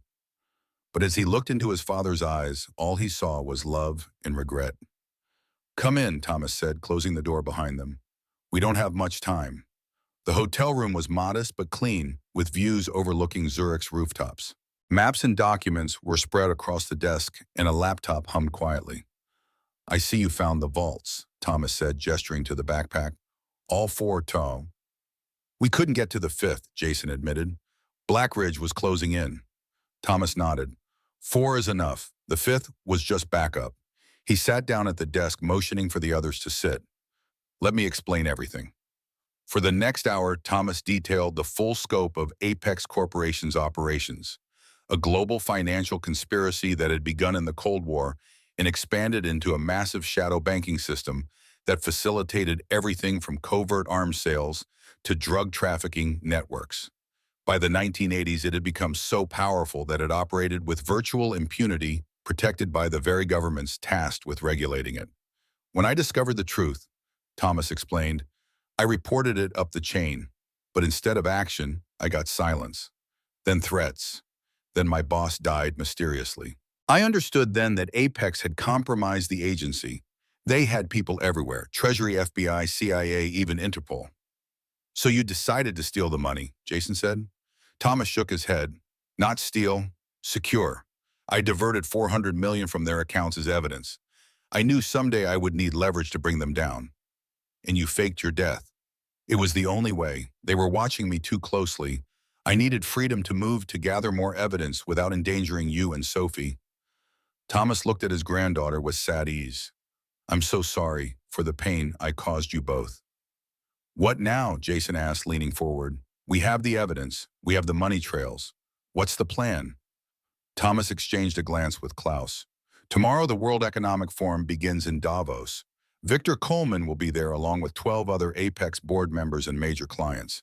They're gathering to discuss a new phase of operations, expanding into cryptocurrency to make their transactions even harder to trace." "And," Jason pressed, "and we're going to expose them all," Thomas said, a fierce determination lighting his eyes. "Not just to law enforcement, which is compromised, but to the world. We have a contact at the International Consortium of Investigative Journalists. Everything we've gathered, all the evidence, all the names, all the transactions, will be published simultaneously by 30 major news outlets around the world." "They'll try to stop us," Jason said. "Of course they will," Thomas agreed. "That's why we need to move tonight. Coleman knows we're on to him. He's been hunting us for months. His men have been spotted in Zurich already." "How did they find us?" Sophie asked. "They're watching all international flights," Klaus explained. "Your passport may have triggered an alert. Blackridge has connections everywhere." "Oh, then we need to leave now," Jason said, standing up. Thomas nodded. "I have a car waiting behind the hotel. We'll drive to a private airfield outside the city. A plane is standing by to take us to a secure location where we can finish preparing the data for release." "What about Coleman?" Jason asked. "He won't give up." "No, he won't," Thomas agreed, his expression darkening. "That's why we need to be ready for anything." As they gathered their belongings, a loud crash came from the hallway, followed by shouting and the unmistakable sound of gunfire. Shadow leapt to his feet, growling toward the door. "They found us," Thomas said, grabbing his laptop. "Plan B." He moved quickly to the window, opening it to reveal a fire escape. Down here, quickly. Sophie went first, followed by Shadow, then Klaus. Jason paused, looking at his father. After you, he insisted. Thomas smiled grimly. Same stubborn Miller. Some things never change. They descended the fire escape as shouts echoed from the hotel room above. At ground level, they ran through a service alley to where a nondescript sedan waited, engine running. Get in, Thomas ordered, sliding into the driver's seat. They sped through Zurich streets, Thomas driving with the precision of someone well-practiced in evasion. In the rearview mirror, Jason spotted two black SUVs giving chase. Blackridge, Thomas confirmed, accelerating through a yellow light. Coleman must have brought his entire team. Where are we going? Jason asked, checking the Sig Sauer to ensure it was loaded. Plan B, Thomas repeated. If we can't get to the airfield, we go underground. I have a safe house in the mountains. We can transmit the data from there. The chase intensified as they left the city, the road narrowing as it wound into the foothills of the Alps. Thomas handled the car with expert skill, taking turns at dangerous speeds while maintaining control. They're gaining, Klaus warned, looking back at the pursuing vehicles. Thomas nodded grimly. I know. He pressed a button on the dashboard and a compartment opened, revealing a small arsenal. Handguns, a shotgun, and several devices that looked like grenades. Take what you need. Jason grabbed a shotgun, checking its load. Just like old times, he muttered. I hoped it wouldn't come to this, Thomas said, his voice tight, but Coleman won't stop until he has the evidence. And us. The road ahead curved sharply around a mountain, a sheer drop on one side. Thomas took the turn at full speed, the car's tires screaming in protest. Hold on, he shouted. And then everything happened at once. The lead SUV misjudged the turn, smashing through the guardrail and plunging into the abyss. The second SUV managed the turn, but was gaining rapidly. Sophie screamed as bullets shattered their rear window. Get down, Jason yelled, pushing her to the floor. Thomas fought to control the car as more bullets struck the vehicle. We're not going to outrun them, he said through gritted teeth. We need to make a stand. Ahead, the road widened slightly where it passed a small mountain lake. Thomas pulled over sharply, the car skidding to a halt behind a large boulder. Out, he commanded. Use the rocks for cover. They scrambled from the car as the SUV screeched to a stop 50 yards away. Men in tactical gear poured out, taking positions behind their vehicle. Coleman, Thomas muttered, spotting a silver-haired man directing the operation. I should have known he'd come himself. Jason positioned Sophie behind the largest boulder, Shadow staying protectively by her side. Stay down no matter what happens, he instructed her. If things go bad, run into those trees and keep going. Don't look back. Dad, no, Sophie's eyes filled with tears. I won't leave you. You have to, Jason said firmly. Promise me. Before she could answer, gunfire erupted, bullets pinging off the rocks around them. Jason returned fire with the shotgun, forcing Blackridge's men to take cover. We're outnumbered, Klaus observed, calmly loading a handgun despite his age. But not outmatched, Thomas replied. He reached into his jacket and then pulled out a small satellite phone. The evidence is ready to transmit. I just need to press this button and everything goes live. Every name, every account, every crime. Coleman knows that. Then why is he still shooting at us? Jason asked, ducking as more bullets whizzed overhead.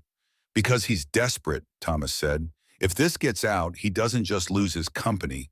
He goes to prison for the rest of his life. A moment of silence fell over the standoff. Then a cultured voice called out from behind the SUV. Thomas, I know you can hear me. Let's discuss this like businessmen. Thomas exchanged glances with Jason, then called back. Nothing to discuss, Victor. It's over. It's never over, Coleman replied. You of all people should know that. How much do you want? Name your price. He thinks this is about money, Thomas said quietly to Jason, shaking his head in disgust. Isn't it? Jason asked. $400 million. That was never the point, Thomas said firmly. The money was just leverage evidence. This was always about justice. More gunfire erupted closer this time. Jason could see Blackridge's men moving to flank their position. We're running out of options, he warned. Thomas looked at the satellite phone in his hand, then at his son. There's always an option. He pressed the button on the phone. A small green light began blinking. It's done. In 30 minutes, everything goes public, no matter what happens to us. Coleman must have realized something had changed. What did you do? He shouted, panic edging his voice. "It's over, Victor," Thomas called back. "The truth is out. Every account, every transaction, every name. There's nowhere left to hide." A roar of fury came from behind the SUV, followed by a barrage of gunfire so intense that chips of rock flew everywhere. Jason covered Sophie with his body, feeling stone fragments sting his back. "They're going to rush us," he warned. Thomas nodded grimly. "I know." He looked at his son, then at his granddaughter, regret and determination mingling in his eyes. "I'm sorry it came to this. Everything I did to protect you both." "I know, Dad," Jason said, a lifetime of understanding passing between them. Thomas turned to Klaus. "The tunnel entrance is 50 yards into those trees. Take Sophie and go. We'll hold them here." Klaus nodded, a silent understanding between old friends. "It has been an honor, Thomas." Sophie clung to Jason. "Dad, please, come with us." "I'll be right behind you," Jason promised, knowing it might be a lie. "Go with Klaus now. Shadow will protect you." With a heart-wrenching sob, Sophie allowed Klaus to pull her away, the old man moving with surprising speed toward the tree line. Shadow hesitated, torn between following Sophie and staying with Jason. "Go," Jason commanded, and the dog reluctantly obeyed, racing after the retreating figures. "Just you and me now, son," Thomas said, checking his weapon. "Like old times." "We never had old times like this," Jason replied wryly. Thomas smiled sadly. "No, I suppose not. I wish we had more time." The gunfire intensified as Blackridge's men began to advance. Jason and Thomas returned fire, holding their position to give Sophie and Klaus time to escape. "They're going to overrun us," Jason said, ejecting an empty shell from the shotgun. Thomas reached into his pocket and pulled out a small detonator. "Not yet, I came prepared." He pressed a button and a massive explosion rocked the SUV, sending Blackridge's men diving for cover as flames engulfed their vehicle. "That won't hold them long," Thomas warned. "We need to move." They began backing toward the trees, still firing to keep Coleman's men pinned down. Jason could see the fury on Coleman's face as the man realized his prey was escaping. "You can't run forever, Thomas," Coleman shouted. "I will find you." "Not this time," Thomas muttered, turning to sprint into the forest. They ran through the trees, following the path Sophie and Klaus had taken. The sounds of pursuit grew fainter as they delved deeper into the alpine forest. "Where does the tunnel lead?" Jason asked between breaths. "To another safe house," Thomas replied. "From there we can monitor the data release and plan our next move." They reached a small clearing where a rock formation concealed the entrance to a narrow tunnel. As they approached, gunfire erupted from behind them. Jason felt a burning pain in his shoulder as a bullet grazed him. "Go!" Thomas shouted, pushing him toward the tunnel. "I'll cover you." Why, Jason hesitated, unwilling to leave his father. "Sophie needs you," Thomas insisted. "Go!" With a final look at his father, Jason ducked into the tunnel. He crawled forward several yards, then turned back. Thomas stood at the entrance, firing methodically at their pursuers. "Dad, come on!" Jason called. Thomas glanced back, a strange peace settling over his features. "Take care of Sophie," he said. "And remember, the truth is the only thing worth dying for." Before Jason could respond, a hail of bullets struck the area around the tunnel entrance. He saw his father fall, red blossoming across his chest. "Dad!" Jason screamed, starting to crawl back. "Go!" Thomas gasped, using his last strength to roll a boulder across the tunnel entrance, sealing it, and sealing himself outside with their pursuers. In the darkness of the tunnel, Jason pressed his forehead against the cold stone, grief threatening to overwhelm him. He had found his father only to lose him again, this time forever. But Sophie was waiting, and the truth his father died for was about to be revealed to the world. With a heavy heart, Jason turned and continued through the tunnel toward whatever future awaited on the other side. Jason emerged from the alpine tunnel into daylight, his lungs burning from exertion and his heart heavier than the mountains surrounding him. The passage had seemed endless, a dark journey that took him further from his father's sacrifice and toward an uncertain future. Blood soaked through his jacket where the bullet had grazed his shoulder, the pain now returning as adrenaline faded. The small meadow around him was quiet, except for the wind through the pines. A rustic cabin stood 50 yards away, smoke rising from its chimney, another piece in Thomas Miller's elaborate contingency plan. Even in death, his father's foresight protected them. Sophie burst through the cabin door, shadow bounding ahead of her. "Dad!" Her voice cracked with relief, then faltered as she registered his expression. She didn't ask about her grandfather. The answer was written in Jason's eyes. He saved us all. Jason managed pulling her close as she collapsed against him. He made sure we'd get away. Klaus appeared in the doorway, his weathered face etched with grim understanding. Thomas knew this might happen. He once told me, some prices are worth paying for the truth. Come inside, Coleman's men will be combing the mountainside soon.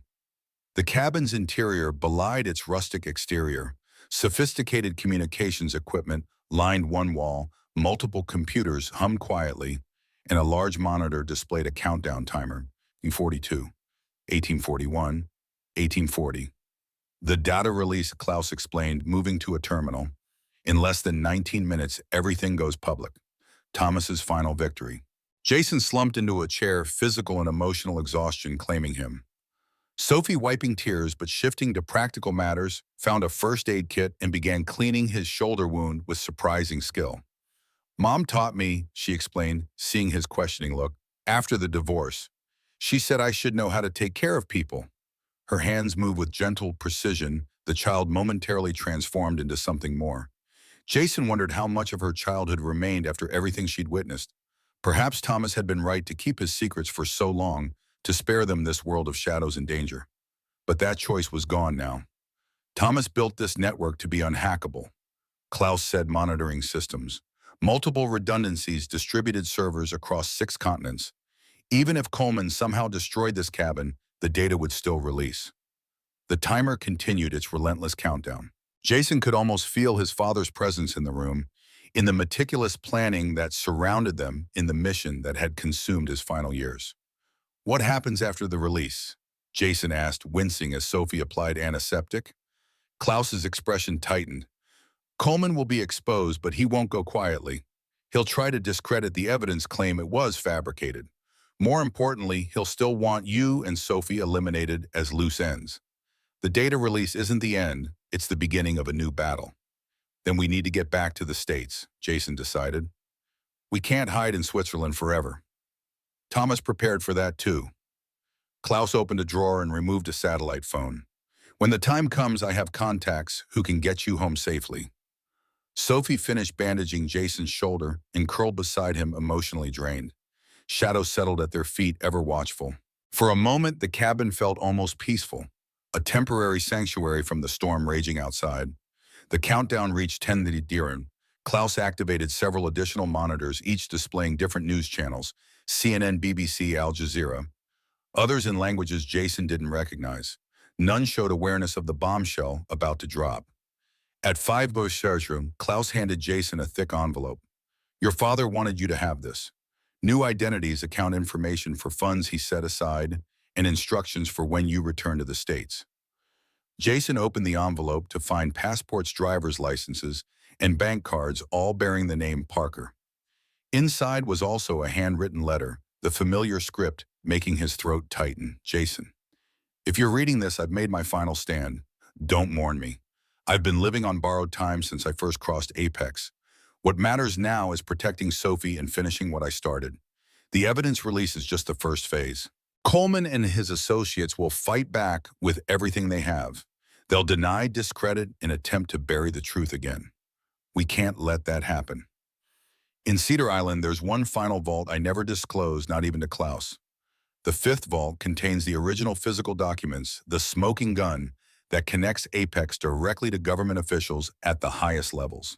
Without these originals, clever lawyers might dismiss the digital evidence as fabricated. The vault is hidden beneath the old oak tree at the north end of the property where we used to fish when you were 10. The combination is the date we caught your first steelhead backwards. Trust no one except Klaus until you're safely home. Coleman has people everywhere. I'm sorry for the years we lost. Everything I did to protect you and Sophie. She reminds me so much of your mother, the same courage, the same heart. Take care of her and remember that the greatest legacy we leave isn't in banks or buildings, but in the truth we defend and the love we share. With pride and love, Dad, Jason folded the letter carefully, emotion threatening to overwhelm him.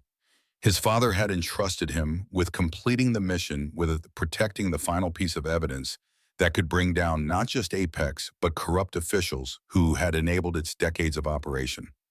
The countdown reached 0. Every screen suddenly erupted with breaking news banners. Newscasters looked stunned as they received information through earpieces. The words "global financial scandal" and "biggest corruption case in history" flashed across screens. Reporters scrambled to make sense of the tsunami of information flooding newsrooms worldwide. "It's happening," Klaus whispered almost reverently. Thomas's final act. On CNN, a visibly shaken anchor addressed viewers, "We're receiving unprecedented documents from an anonymous source detailing what appears to be a massive global conspiracy involving illegal arms deals, money laundering and corruption at the highest levels of government and business. Names implicated include senior officials from the US, Russia, China, and the European Union, as well as executives from several multinational corporations." One by one, each news outlet began reporting the same story, adding details as journalists processed the flood of documents. Photos of Victor Coleman appeared alongside those of politicians, bankers, and military officials, all connected through the web of corruption Thomas Miller had spent years documenting. "They can't bury this," Klaus said with satisfaction. "It's too big, too widespread." Thomas knew the only way to ensure the truth survived was to make it impossible to contain. For 30 minutes, they watched as the story unfolded across global media. Financial markets began to react as trading algorithms detected negative news about implicated companies. Apex Corporation's stock plummeted. Politicians' offices released hasty statements denying involvement. The damage control machine was spinning up, but the genie couldn't be forced back into the bottle. Then abruptly, the satellite feeds to the cabin cut out. "They're jamming us." Klaus moved quickly to another system. "Coleman's people must have located this frequency." A proximity alarm blared from a security panel. Klaus checked a monitor showing the cabin's surroundings. "They're here. Blackridge team approaching from the west. We have minutes at most." Jason's military training kicked in. "Is there another exit?" "Tunnel system beneath the cabin." Klaus pointed to what looked like an ordinary floor hatch. "Leads to a road 2 kilometers east, where Thomas kept an emergency vehicle." "Sophie, grab only what we need," Jason instructed. Wincing as he stood, "Klaus, can you access the security system from down below?" The old man nodded. "For a while, I can trigger defensive measures to slow them down." The sound of helicopter rotors suddenly filled the air, growing louder by the second. Shadow's ears perked up, a low growl rumbling in his chest. "They brought air support," Jason muttered, helping Sophie gather essentials. "Coleman's pulling out all stops." Klaus opened the floor hatch, revealing a narrow staircase. "I'll go last and seal it behind us. The tunnel is reinforced concrete. Even if they blow the cabin, it should hold." Sophie descended first, clutching her backpack and the satellite phone. Shadow followed, reluctant to leave Jason behind, but obeying his command. Jason grabbed the envelope with their new identities and his father's letter, along with the weapons they had brought from the car. Klaus moved to a computer terminal, typing rapidly. "Initiating security protocols. This will give us a 5-minute head start." Suddenly, gunfire peppered the cabin's exterior. Through the windows, Jason could see black-clad figures moving among the trees. "Go," Klaus pushed Jason toward the hatch. "I'm right behind you." Jason descended the stairs as more bullets shattered the cabin's windows. From below, he watched Klaus type a final command before following. The older man pulled the hatch closed and entered a code into a keypad on its underside. Heavy bolts slid into place, securing it. "The cabin's defensive systems are active," Klaus explained as they hurried down the tunnel. "Gas flashbangs and some other surprises Thomas installed. It won't stop them for long, but it should buy us enough time." Above them, muffled explosions and shouts confirmed the effectiveness of the defenses. They continued through the tunnel, Sophie leading with the flashlight, Shadow keeping pace beside her. Despite her youth, she moved with determination, showing none of the fear that must have been coursing through her. After 20 minutes of brisk movement, they reached another set of stairs leading upward. Klaus entered a code into another keypad and a hatch unlocked with a metallic clunk. "We're directly beneath a maintenance shed," he explained. "The vehicle is inside, fueled and ready." They emerged into a small wooden structure containing a rugged off-road vehicle. Klaus quickly checked outside through a small window, confirming no immediate threats. "The main road is half a kilometer east. From there we can reach a private airfield where a contact of mine can fly you to France. From there, commercial flights back to the States." "What about you?" Sophie asked, concern etching her young face. I have my own exit plan, Klaus assured her. I've been Thomas's contingency man for 30 years. I know how to disappear. Jason checked the vehicle, a well-maintained Land Rover with reinforced chassis and bulletproof windows. His father's thoroughness continued to astonish him. Even in his final moments, Thomas Miller had been thinking steps ahead, protecting his family's escape route. Coleman will have men watching airports, Jason noted, helping Sophie into the vehicle. Not this one, Klaus allowed himself a small smile. It's registered to a logging company and used only for supply runs to remote areas. The pilot owes me a favor from long ago. Shadow jumped into the back seat and Jason took the driver's position. Klaus handed him a small device resembling a GPS unit. This will guide you to the airfield. The pilot's name is Heinrich. Tell him the watchmaker sent you. He'll understand. You're not coming with us, Jason asked, surprised. Klaus shook his head. I need to ensure the digital evidence remains accessible. Coleman will try to hack and discredit it. Someone needs to maintain the network Thomas built. He clasped Jason's good shoulder. This was always the plan. Thomas would provide the evidence, I would protect its integrity, and you would secure the physical documents in America. A distant explosion echoed through the mountains, likely the cabin being destroyed by Black Ridge forces. They'll track the tunnel next, Klaus warned. Go now. Jason started the engine. How will we contact you? You won't, Klaus replied simply. If all goes well, we'll reconnect when it's safe. If not, he shrugged philosophically, then I'll have done my part as Thomas did his. They parted with a wordless handshake, decades of friendship and shared purpose contained in that simple gesture. Klaus stepped back as Jason drove the Land Rover out of the shed and onto a narrow forest track. The GPS directed them east, away from the mountains and toward lower ground. Jason drove carefully but quickly, mindful of the rough terrain and the possibility of pursuit. In the rearview mirror, a plume of smoke rose from where the cabin had been. No sign of helicopters yet. The defensive measures had apparently bought them valuable time. Sophie remained quiet, processing the day's traumatic events. Shadow rested his head on her lap, offering silent comfort. Jason wished he could stop, hold his daughter, and tell her everything would be all right. But they both knew platitudes wouldn't help now. Action would. After 30 minutes of tense driving, they reached a paved road. The GPS indicated they should turn north toward a valley between two smaller mountains. Another 20 minutes brought them to a chain-link fence with a gate bearing the logo of Alpine Timber Resources. A guard stepped out of a small booth. Jason rolled down the window just enough to speak. Heinrich, the watchmaker sent us. The guard studied him for a moment, then nodded and opened the gate without a word. He pointed toward a small airstrip visible at the far end of the property. A single-engine Cessna waited on the tarmac, its propeller already turning slowly. A tall, thin man in a pilot's jacket stood beside it, checking something on a clipboard. He looked up as the Land Rover approached, his expression betraying no surprise or concern. Heinrich, Jason asked as they exited the vehicle. The pilot nodded. You are the Millers. Klaus called ahead. His English carried a thick German accent. We must leave quickly. Weather window closing. They boarded the small aircraft, Shadow settling nervously at Sophie's feet. Heinrich completed his pre-flight checks with practiced efficiency, and within minutes they were taxiing down the short runway. As the plane lifted into the air, Jason caught a glimpse of black SUVs approaching the airfield gate. Too late. The Cessna banked sharply east, gaining altitude rapidly. Coleman's men, Jason nodded toward the vehicles now diminishing below them. Heinrich shrugged. They cannot follow. No other aircraft at field. The pilot maintained a low altitude, following valleys rather than flying over mountains, a technique to avoid radar detection. Through the headset, he explained they would fly to a small airstrip outside Lyon, France, where they would transfer to a commercial flight. Klaus arranged documents, Heinrich assured them. You will fly as Canadian family, returning home from vacation. Jason checked the envelope Klaus had given him, finding Canadian passports for James Parker, Emma Parker, and documentation for Shadow as a service animal. His father had thought of everything, creating multiple escape routes and identities. The thoroughness spoke of years of planning, years when Thomas Miller could have revealed himself to his son, but chose to remain dead to protect him.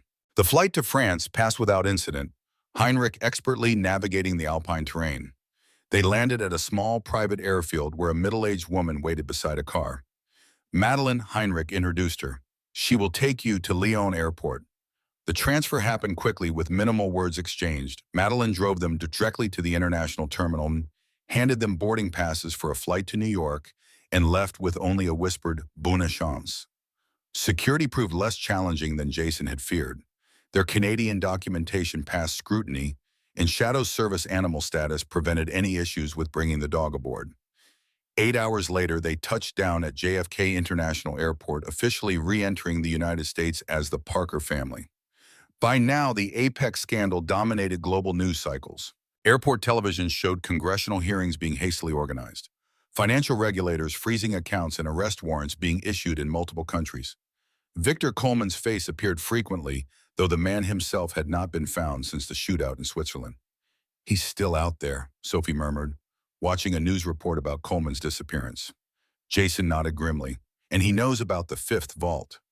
They claimed their minimal luggage and headed for the rental car counters.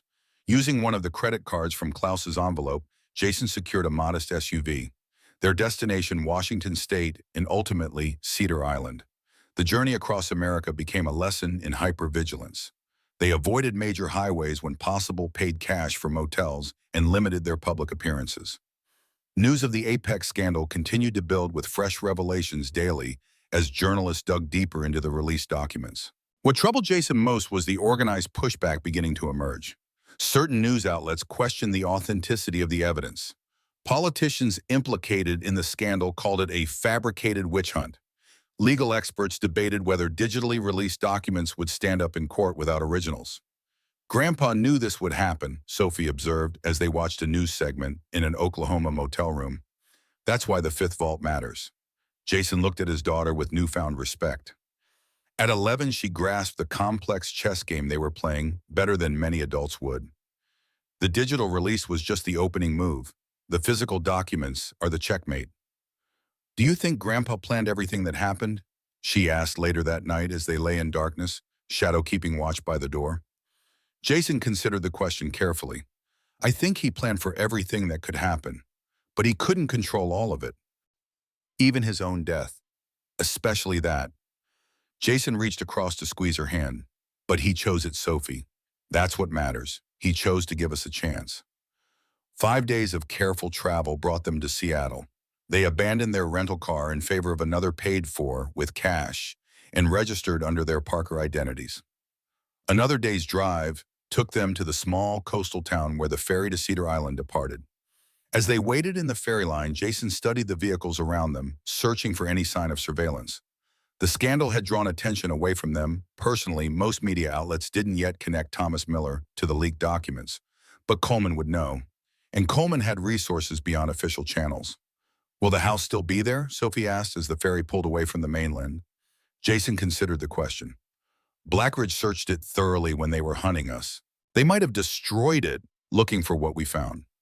But they don't know about the fifth vault," Sophie reasoned. "Grandpa didn't tell anyone, not even Mr. Klaus." The island appeared through the mist, looking exactly as it had months earlier when they first arrived, indifferent to the human dramas that had played out upon it. Jason felt an unexpected sense of homecoming, despite everything that had happened there. They drove cautiously up the winding road toward the house. As they rounded the final curve, Jason tensed. The house still stood, but a black sedan was parked in the driveway, a vehicle he didn't recognize. "Stay in the car," he instructed Sophie, reaching for the Sig Sauer he'd kept from Switzerland. "Lock the doors. If anything happens, drive back to the ferry." "Dad, no," Sophie protested. "We stay together. Grandpa said so in his letter." Before Jason could argue, the front door of the house opened. A woman stepped onto the porch, mid-40s, with short auburn hair and the confident posture of law enforcement. She wore a plain blazer over jeans, and though no weapon was visible, Jason knew she was armed. "Jason Miller," she called. "My name is Agent Rebecca Warner, FBI. We need to talk." Jason hesitated, assessing the situation. A trapped Coleman had connections throughout government agencies. But why just one agent? If Blackridge wanted to ambush them, they'd have sent a team. "How did you know we'd come here?" Jason called back, not moving from beside the SUV. "Because your father told me you would," Warner replied, "before he died the first time." This unexpected answer gave Jason pause. Warner continued, "Thomas Miller contacted me 2 years ago before he faked his death. I was investigating financial crimes at Treasury. He gave me enough evidence to start building a case against Apex, but told me the full evidence would come from his son when the time was right. She held up her credentials. I've been waiting for you since the documents dropped 6 days ago. Sophie clutched Jason's arm. Dad, I think she's telling the truth. Jason studied the agent carefully. His instincts, honed through years of military service, detected no immediate threat. Still, caution remained his watchword. If my father sent you, he would have given you a verification phrase. Warner nodded as if expecting this. He said to tell you, the steelhead always returns to its home waters. The phrase from his childhood fishing trips with his father, the same reference Thomas had made in his final letter about the location of the fifth vault. Jason relaxed slightly, though his hand remained near his weapon. We should talk inside, Warner suggested. This island may seem isolated, but Coleman's reach is long. They followed her into the house, which showed signs of thorough searching furniture, moved or floorboards, pried up walls, examined for hidden compartments. Blackridge had been nothing if not thorough in their quest for Thomas Miller's secrets. Coleman's been indicted, Warner informed them as they settled in the living room, Shadow positioning himself protectively near Sophie. But he's disappeared, likely fled to a non-extradition country. His organization is fracturing, but many of his operatives remain loyal and dangerous. The digital evidence is being questioned, Jason noted. Without originals, clever lawyers could undermine the whole case. Warner nodded grimly. That's why I'm here. Your father told me about a final cache of physical documents, the smoking gun that would connect everything. He said you would know where to find it. And if we do, Jason kept his expression neutral, unwilling to fully trust anyone, even a seemingly legitimate FBI agent. Then we complete what your father started, Warner replied simply. We bring down not just Apex, but everyone who enabled them. Politicians, intelligence officials, military leaders, all of them exposed and held accountable. Jason exchanged glances with Sophie, who gave a small nod. The North Oak, he said finally, where we used to fish. The fifth vault is there. The ancient oak stood solitary on a small rise overlooking the northern cove of Cedar Island. As they approached, Sophie took Jason's hand, squeezing it gently. No words were needed. Both understood the significance of this moment. The journey that had begun with a mysterious letter had led them across continents, through danger and loss, only to bring them back to this spot. This is where Grandpa and I used to go fishing, and isn't it? Sophie asked softly. You've told me the stories. Jason nodded, surprised she remembered. Every Saturday morning when I was a kid, he taught me patience here. The lessons extended far beyond fishing, he realized now. Thomas Miller had been preparing his son all along in ways neither of them fully understood until this moment. The date we caught my first steelhead, Jason murmured, kneeling at the base of the oak. May 22nd, 1992, backwards 2991225. He began examining the ground around the massive trunk, searching for any sign of disturbance or hidden access. Sophie joined him, her small fingers probing between exposed roots. Warner stood back, allowing them this moment, while keeping watch on the surrounding area. Dad, look, Sophie pointed to a small metal plate nestled between two large roots, nearly invisible beneath decades of accumulated dirt and moss. Jason brushed away the debris, revealing a numerical keypad similar to those they'd encountered at the other vaults. He entered the reverse date 2991225. A soft click emerged from beneath the ground, and a section of earth beside the tree descended slowly, revealing a narrow staircase leading into darkness. Thomas Miller's final vault, the culmination of decades of risk, sacrifice, and foresight. Flashlight, Jason requested, and Warner handed him a heavy tactical light. The three descended the stairs, Sophie close behind Jason, Warner bringing up the rear. The underground chamber was smaller than the others they'd discovered, but its contents immediately proved its significance. A large fireproof safe dominated the center of the room, surrounded by filing cabinets and shelves containing dozens of labeled document boxes. This is it, Warner breathed, surveying the room with professional appreciation. The physical evidence repository. The safe required no combination. Instead, a small scanner awaited a fingerprint. Jason pressed his thumb against it and the mechanism whirred in recognition. The heavy door swung open. Inside lay neatly organized folders containing original documents, spanning nearly 4 decades. Contracts, bank transfers, photographs, and handwritten notes detailing the entire operation of Apex Corporation and its government enablers. Most crucially, the safe contained signed authorizations from high-ranking officials approving illegal operations, complete with the official seals and notarizations. "This is what my father died for," Jason said quietly, handling the documents with reverence. Twice. Warner carefully examined several key files, her expression shifting from professional interest to genuine shock. These implicate a former vice president, 3 secretaries of defense, and dozens of currently serving officials. This goes higher than we ever imagined. "Will it be enough?" Sophie asked the question, carrying the weight of their entire journey. Warner nodded slowly. "With these originals to authenticate the digital release, yes. The case becomes ironclad. No lawyer, no matter how clever, can dismiss this evidence." Sophie stood silently for a moment, then touched one of the folders. "I wish Grandpa could see this." "He knew," Jason said softly. "He knew we'd find it. That's why he made sure we'd come back here." They spent hours cataloging the contents of the vault, Warner documenting everything with methodical precision.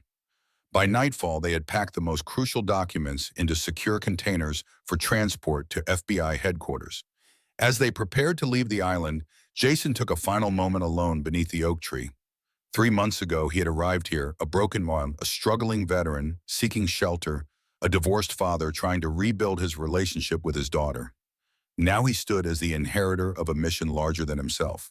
His father's legacy was not the house on Cedar Island, or even the evidence that would reshape global politics. It was the unwavering commitment to truth that had defined Thomas Miller's final years. Sophie joined him under the tree, slipping her hand into his. "Are we going to be okay now, Dad?" Jason looked down at his daughter, seeing the strength and wisdom beyond her years that had emerged through their ordeal. "We're going to be more than okay. We're going to make sure your grandfather's sacrifice matters." The ferry carried them away from Cedar Island as darkness fell. Sophie dozed against Jason's shoulder, exhausted by the day's events. Warner sat opposite them, already coordinating with her superiors via encrypted communications. Shadow maintained his vigilant watch from the floor at their feet.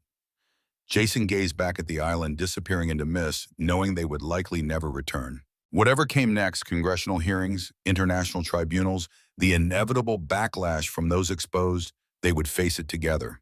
The truth his father had died protecting would finally serve its purpose. In the weeks that followed, the full scope of the Apex conspiracy came to light. With the physical documents to authenticate the digital evidence, the case against Coleman and his associates became unassailable. Arrests were made at the highest levels of government and business. The financial networks that had enabled decades of illegal arms deals and money laundering were dismantled. Coleman himself was eventually found in Paraguay, living under an assumed identity. The man who had pursued the Millers across continents was extradited to stand trial for his crimes, his empire crumbling around him. Jason and Sophie settled in a small coastal town in Oregon, far from the spotlight. With new identities provided by the Witness Protection Program, they began to build a life away from the shadows. Sophie enrolled in school, making friends and gradually reclaiming the childhood that had been interrupted. Jason found purpose working with other veterans, helping them navigate the challenges of civilian life. Shadow remained their faithful guardian, though his vigilance gradually softened as the months passed without threat. The dog who had once saved their lives now chased balls on the beach and dozed in patches of sunlight, ever watchful, but finally at peace. One evening, as they walked along the shore at sunset, Sophie stopped to pick up a smooth stone, turning it over in her hands. "Do you think we'll ever know if it was worth it?" she asked. "Everything Grandpa did. Everything we lost." Jason considered the question, watching the waves roll in and out, constant yet ever-changing. "I think we already know," he said finally. "Your grandfather used to tell me something when I was about your age. He said, truth doesn't ask if the price is fair. It only asks if you're willing to pay it." Sophie nodded, seeming to understand. She threw the stone into the ocean, watching it skip 3 times before disappearing beneath the surface. "I think he'd be proud of us." "I know he would." Jason agreed, his arm around her shoulders as they turned toward home. As the mainland lights twinkled on in the distance, Jason recalled his father's final words from the letter. "The greatest legacy we leave isn't in banks or buildings, but in the truth we defend and the love we share." In that moment, with his daughter beside him and the evidence of his father's life's work secured, Jason finally understood the full measure of that legacy. The secrets beneath Cedar Island had reshaped the world, but the courage to uncover them and the bond forged through that journey would endure even longer.